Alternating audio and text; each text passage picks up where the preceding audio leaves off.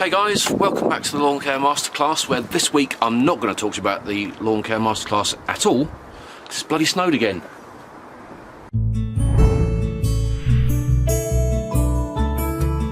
Okay, so what I am going to do this week, I'm going to update you on what's supposed to be coming up when I can actually get to the garden, actually do something in the garden.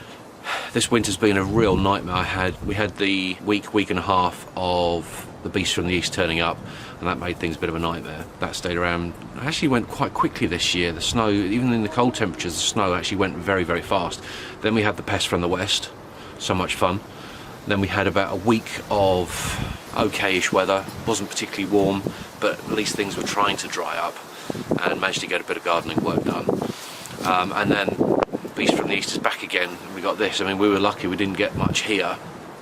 I think we had about 2 inches overnight one night, and it's just put a stop on everything, my gardening work and also all the videos that I want to get recorded as well. I've got so many to do, and I just haven't been able to do any of them, which is why I'm trying to make this one up to date. So what I'm going to quickly do is run through, off the top of my head, videos that I've got coming up soon, as long as it doesn't snow again, just to give you an idea of what is coming up. Now, the problem is, as winter's been so late this year, what it means is that all my other spring videos that I was going to do in spring, sort of April time, means I've got to double up on everything because I've got so many to actually put out. So at the moment I'm trying to put out 2 videos a week, one on Tuesday and one on Friday. But because of the weather, I just haven't been able to do that because I haven't been able to get outside and record. First one that should be coming up is I'm going to be doing a recording on how to test the pH value of the soil, and also give an explanation of where pH came from, what it means. And this weekend I was going to be doing first cut. That kind of didn't work. So when the snow has finally gone and the soil has dried up a little bit, I'm going to have to cheat and bring it forward because the soil's so wet here. I'm going to have to run the first cut when it still really shouldn't be done because it's still too damp. The main thing that I want to do on this lawn, which I think I mentioned in the Q&A live stream, was getting the aeration done on the lawn and then top dressing to fill back in. That desperately needs doing, and because all the other bits that I want to do, I need to do that first, because in the lawn we've got quite a lot of undulation that we need to level out, and of course you can't see it with the snow like this. But in doing that, I need to do the aeration at the same time because I'm going to make up my own bulky top dressing. Yeah, I'll put a link in here because I did a large reseeding job on the Web Estate a few years back, and I'll put a link to that so you can go and have a look at how to make up your own top dressing, because I won't bother showing you again here, there's no point, but I'll run through the process of how to do the aerating and the 4 different ways that you can actually do that. One of them I won't physically show you because you actually need to hire a piece of equipment for that, but I'll find the details on it so you know what kind of cost is involved if you've got a much bigger garden, because the aerating process, actually taking the soil out, taking the little tines of soil out of the ground so you can actually get through to the lower parts and actually make drainage better, is quite time consuming, which is why I want to try and get it done quite early. So once the first cut is done and the aeration's done, then there'll be the top dressing. Now, in addition to that, we're also going to be looking at a treatment program for the year. Now, everyone's got different views on how good you want your garden to look.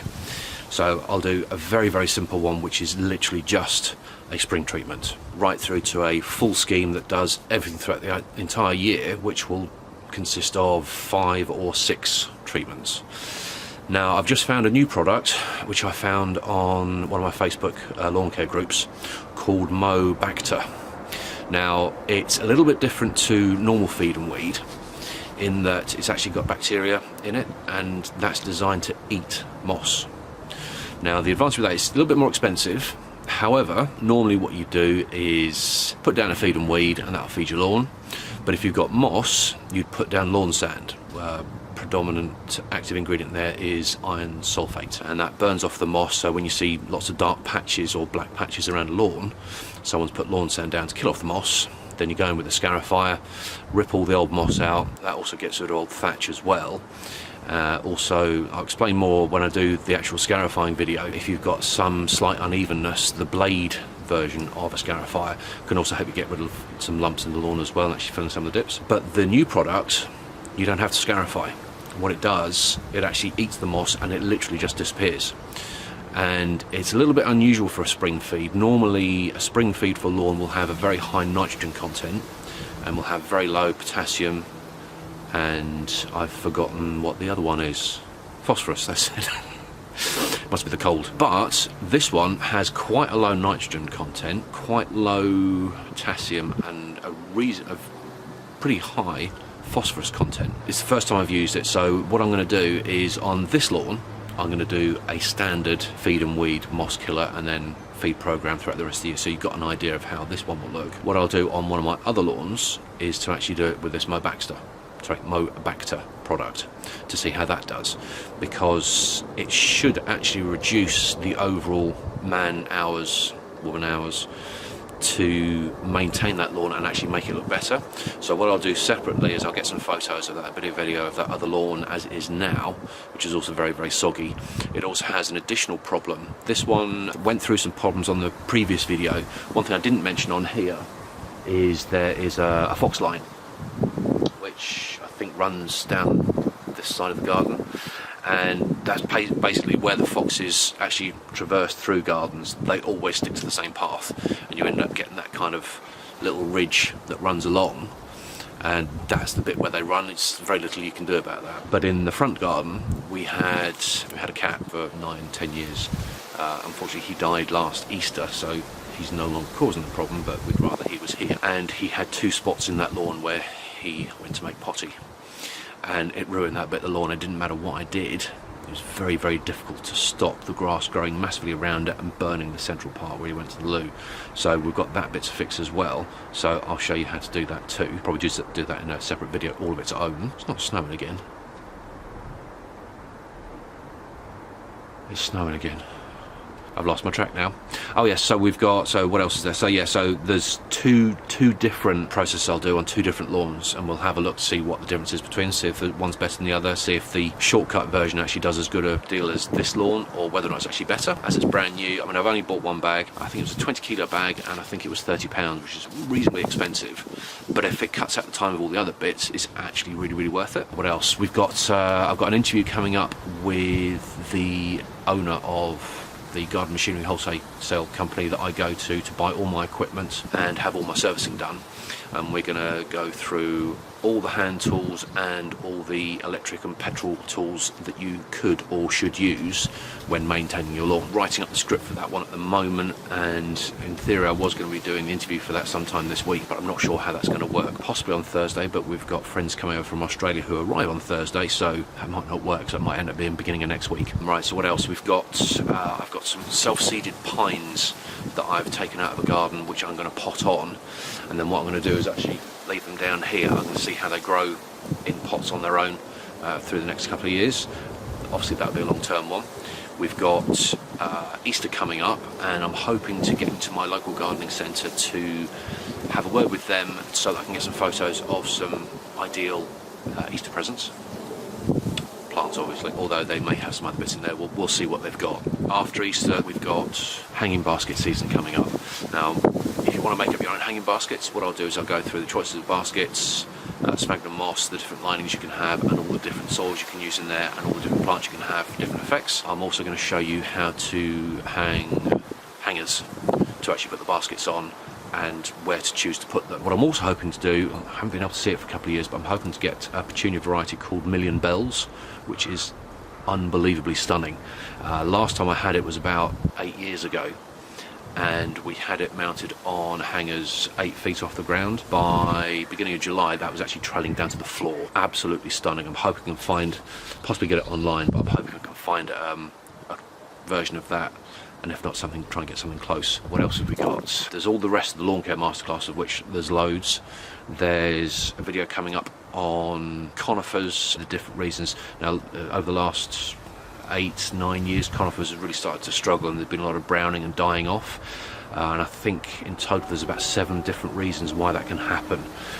So I will be going through all the different reasons. Now I'm not an expert on finding out what has caused those individual problems, but I know what the problems are. So I'll go through all the different reasons why your conifer hedges could be dying off, and then from there, either through the RHS or another online resource, might be able to figure out exactly what's happening. Also doing a cut on privet hedge and on this conifer hedge.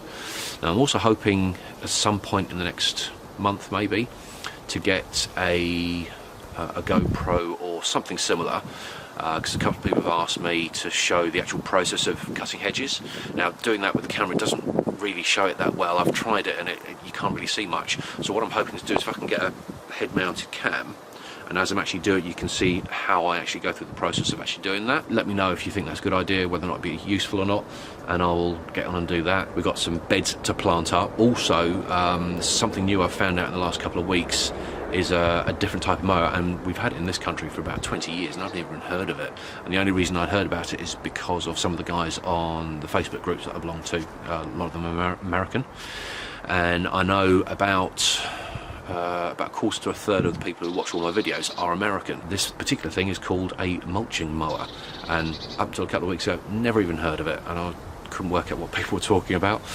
Now I've found out what it is, I want one. So it's possible in the next 2 weeks to a month I might actually have a brand new mower, which is a mulching mower. And what I'll do is when I've got it, I'll tell you and show you what it does. Major time saver, wish I'd have known about it 10 years ago. So hopefully that'll come about and then we can do that one. There's probably another 20 or 30 videos that are stuck up here which I can't remember at the moment. I'm hoping for a delivery of some privet hedging right now, in fact, actually. So what I'm going to do is I'm going to quickly pop round and see whether it's been delivered. No, it's not turned up yet. So also we've got bird feed and bird feeders, how to maintain and look after them, how to get free plants. There's 4 or 5 different ways, and none of it includes stealing.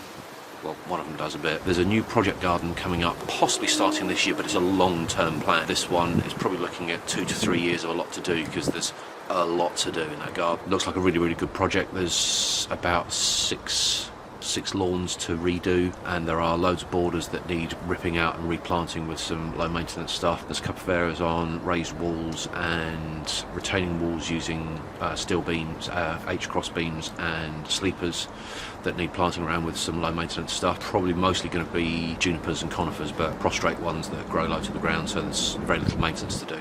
My front border's got a load of those. Oh yes, my border at the front, I need new lavender this year, so I'm actually going to go to one of my favourite places anywhere, and that's the lavender fields that are about 3 miles from here. When they come out and flower, they're absolutely stunning. They have about 7 or 8 different varieties that they sell there, I think, but there's only 2 that I'm interested in, which are the ones that stay really, really small. One is lavender hidcoat, which is what I've got at the moment, and there's another variety called lavender Munstead, and the heads of them are very, very similar. So what I might do this year, I think I've got about half a dozen to buy, so what I might do is get Munstead and mix those in with the hidcoat that I have, and I'll show you that as it is now. A bit naughty actually, I haven't actually deadheaded them from last year yet, so I've got to do that, so that when spring finally hits, whenever that might be, then I can get those planted in as well, so when they come up they should be fantastic. I'm hoping with the cold this year, what that means is that in there as well I have lots and lots of grape hyacinth, and when you get lavender colour and the grape hyacinth colours together, they are stunning. Plus there's loads and loads of bluebells in there, so having those 2 different shades of purpley pink plus the rich kind of midnight blue of the bluebells, most of which are English. There's some Spanish in there which I need to get rid of this year. It looks absolutely stunning. So there's that one as well. There's a million more. Easter is coming up very soon. I'm not actually sure when Easter is, but I know it's quite early this year. Now in the UK we have 2 bank holidays, beginning of May, end of May, and it's the time when everyone goes to B&Q and buys loads and loads of stuff because they've got projects they want to do. If you've got any projects that you want to do over the bank holidays or at Easter, and you want a bit of guidance, or how to price things up, or how to work out how much timber you need for doing a deck, how many panels you need, how many bags of postcrete you need to put in a new fence panel, how much the fence panels cost, which one's the best to go for, and so on, let me know in the comments, and I can either do a video or I can just answer back on the comments there, so you've got an idea